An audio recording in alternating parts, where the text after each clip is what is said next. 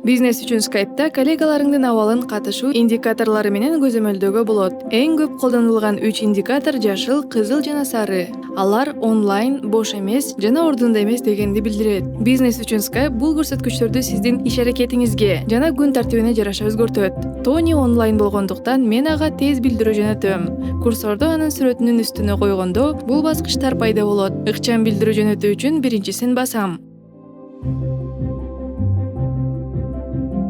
Көбүнчө адамдын аты жөнүнүн жанында кененирээк маалымат көрсөтүлөт. Алекс конференция чалууга катышып жаткан окшойт. Ал эми Кэти күнү бою жок. Калган эки көрсөткүч тынчымды алба жана офлайн.